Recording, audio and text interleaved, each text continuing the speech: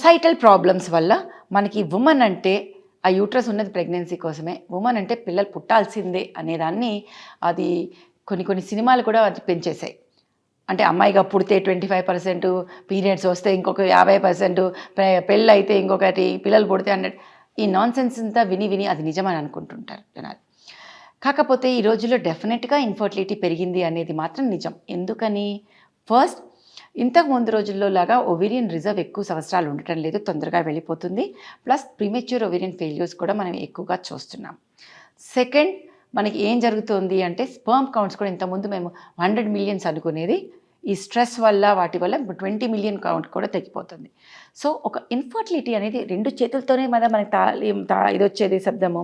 So man and women ఇద్దరు involve ఉన్నప్పుడు 30% of the time it is the women, 30% of the time it is the man, 30% it is equally both of them will have problem.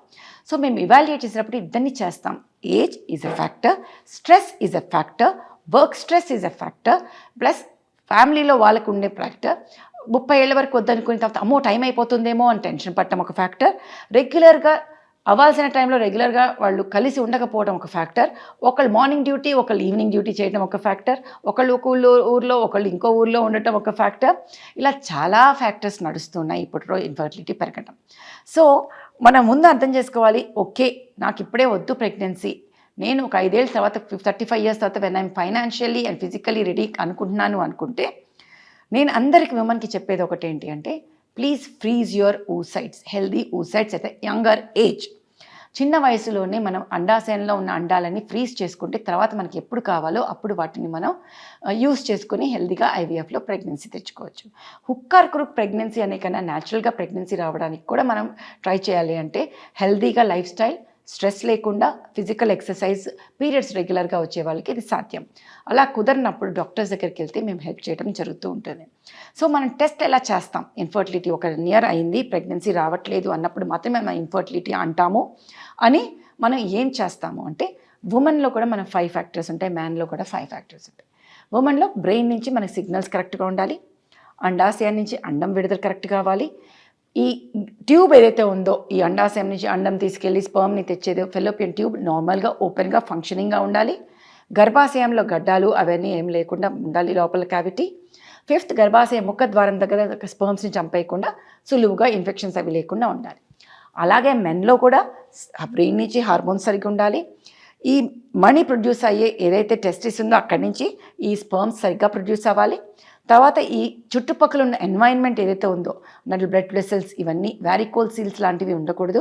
ఈ రోజుల్లో మనం వేసే tight garments వల్ల కావచ్చు, ఈ temperature ఎక్కువ ఉండటం వల్ల కావచ్చు, స్పర్మ్ కౌంట్ తగ్గిపోయి చచ్చిపోయే అవకాశాలు కూడా ఉంటాయి అవి స్పర్మ్స్. నెక్స్ట్, దారి ఏదైతే ఉందో స్పర్మాటిక్ కార్డ్, దాంట్లో బ్లాక్స్ ఉండకూడదు. Plus most importantly the sexual act, erectile dysfunction కానీ ఇవి కానీ ఉండొచ్చు. కానీ ప్రెగ్నెన్సీకి అవేం అవసరం లేదు, స్పర్మ్స్ ఉంటే చాలు. సో ఇవన్నీ ఇవాల్యుయేట్ చేయడం జరుగుతుంటుంది. అన్నిటికన్నా ముందు మనం ఫస్ట్ సింపుల్ ట్రీట్మెంట్స్ ఇచ్చి వాళ్ళకి మందులతో చూసుకుని, ఫాలిక్యులర్ స్టడీ స్కాన్ అంటే ఏ టైంలో ఓవ్యులేషన్ అవుతుంది, ముందు అర్థం చేసుకోవాల్సింది నెలలో ఒక్కరోజు మాత్రమే అండం విడుదలవుతుందని, ఆ టైంలో కలిసి ఉండాల్సిన బాధ్యత ఉంటేనే అప్పుడే మాత్రమే ప్రెగ్నెన్సీ వస్తుందని. సో ఇలా మేము హెల్ప్ చేయడం జరుగుతుంది ఒక 3 నెలల పాటు. అప్పుడు కూడా ప్రెగ్నెన్సీ రాకపోతే అప్పుడు మాత్రమే లాప్రోస్కోపీ అండ్ హిస్ట్రోస్కోపీ ఉమెన్లో చేసి కారణం కనుక్కొని దానికి ట్రీట్ చేయడం జరుగుతుంది. అలాగే మెన్లో కూడా ఏమైనా ప్రాబ్లం ఉందా అంటే వాటికి తగ్గట్టుగా హార్మోన్ టెస్ట్లు లేక స్కాన్లు అవి చేసి వారికోసిల్ లాంటివి ఉంటే సర్జరీ చేయడం జరుగుతుంది. సో అన్నిటికీ సొల్యూషన్స్ ఉంటాయి. ఫస్ట్ మనం అర్థం చేసుకోవాల్సింది, are we ready for pregnancy? If it is going to be late, what is it we can do? Like freezing the eggs కావచ్చు, ఫ్రీజింగ్ ద ఎంబ్రియోస్ కావచ్చు, ఆర్ ఇఫ్ దాని గురించి మనం తీసుకోవాల్సిన టెస్టులు ఏంటి అవన్నీ చూసుకున్నప్పుడు సొల్యూషన్ ఉంది అని తెలిసినప్పుడు మనకి డిప్రెషన్కి లోన్ కావాల్సిన అవసరం ఉండదు. సో సింపుల్ పద్ధతిలో కనుక మనకి ప్రెగ్నెన్సీ రాకపోతే దాని కారణం తెలుసుకుని దాని ప్రకారంగా చేస్తాం. అంటే ఓవేరియన్ సిస్ట్లు ఉన్నాయా, అండాశయం విడుదల నుంచి అండం విడుదల అవ్వడానికి మందులు వాడాలా, లేక కౌంట్ తక్కువ ఉంటే ఐయుఐ ఆర్టిఫిషియల్ రిప్రొడక్టివ్ టెక్నిక్స్. ఈ రోజుల్లో success rates are very high. 50% అన్నా కూడా రిపీటెడ్గా ట్రై చేస్తే 90% వరకు కూడా మంచిగా ఎథికల్గా, జెనెటిక్గా మంచిగా హెల్తీ బేబీని కనొచ్చు. సో ఎక్కువ ఆలోచించుకోండి. నేను ప్రతి పేషెంట్కి చెప్పేది ఒకటి, ఎందుకు టెన్షన్ పడతారు? What is unnatural in a baby formation? It is egg, it is sperm. దాన్ని మేమేం క్రియేట్ చేయట్లేదు, అవి గాడ్ ఇచ్చినవి మాత్రమే. అవి కలవటంలో ప్రాబ్లం అవుతుంటే మనం కొంచెం హెల్ప్ చేస్తున్నాం అంతే. సో అది గుర్తుపెట్టుకొని టెన్షన్ పడకుండా మీకు ఎలా కావాలి లైఫ్లో అనే దాన్ని బట్టి మీరు వెళ్ళి డాక్టర్ని కనుక్కొని దాని ప్రకారంగా అసిస్టెడ్ రిప్రొడక్టివ్ టెక్నిక్ కావచ్చు, లేక రెగ్యులర్గా చిన్న మందులతో కావచ్చు, లేక ఏవి అవసరం లేకుండా అర్థం చేసుకుని నార్మల్ సెక్షువల్ లైఫ్ తీయటం వల్ల కావచ్చు మీరు ప్రెగ్నెన్సీ తెచ్చుకోవచ్చు.